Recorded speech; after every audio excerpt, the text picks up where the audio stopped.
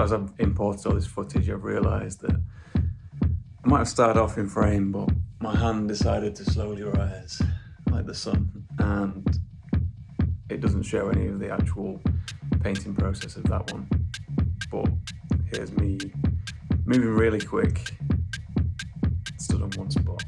And the most important thing, my reflections on this experience is at the end of this video.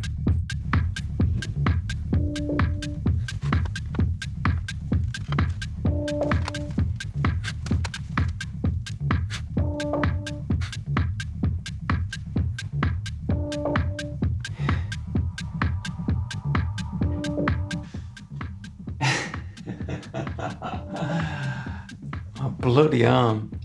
The more I'm doing these things, the more I'm starting to think that I just like torturing myself. Ow. my hand cramped. Held my bicep for however long that was. Is that an hour? It's been an hour so far, haven't they? I don't know. However long that was. God damn. I thought that would be easier than yesterday's. That was just a different kind of pain. And a headache, which is good. I think I might have wrote my arm off for a day though. Give me a minute. Right, I'm back.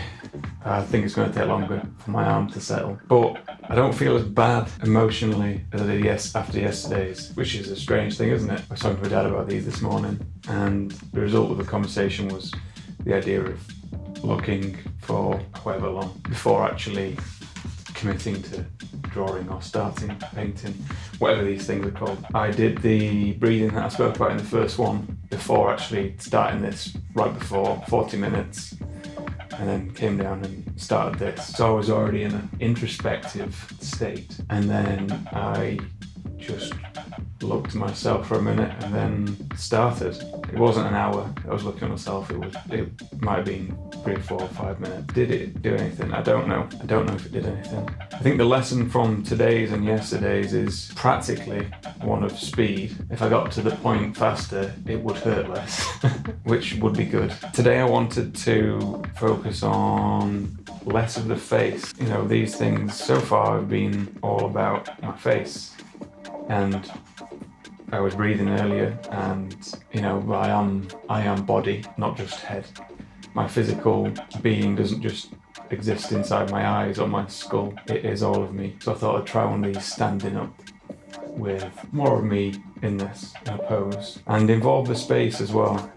I think that's one thing that I missed in this one. In the second one, this light here reminded me of my dream paintings, and I like that. This one doesn't have the thing, so I thought about bringing the space into this portrait as well. I think that goes in with the thinking of, you know, my body being me and not just my skull. So this whole entire space is me. There's probably some aura kind of thing going off. From a production point, not being able to work that small and not really wanting to work that small relative to the pastels that I'm using and the paintbrush that I chose. It's interesting just looking at shadow and light and seeing if I can get me. It was increasingly more difficult to put good solid lines down because I was having to resist. You know, I was having to hold the book with enough resistance that I could press. And the further I got away from my point, so I'm holding it down here, so if I'm pushing down there, that's hurting more than it is close to my hand. I'm not going to do these for another few days now. But what would I take into the next one? I don't know how far I want to go into like an exploration of putting myself into a state for doing these. I was joking with my brother about doing 1,000 push-ups and then painting, or the next line of thought was spinning in a circle and then painting. I don't know how far away that is from breathing and then painting. Now I'm still altering my state, but I'm aware that other artists have delved into different drugs and done self-portraits, and you know, there isn't much between those two things, is there? But I just have to remember why I'm doing these. More about finding me than the execution of them. I'm using these different tools, I suppose, like the watermelon biting, that put me somewhere where I don't normally exist, so it became something.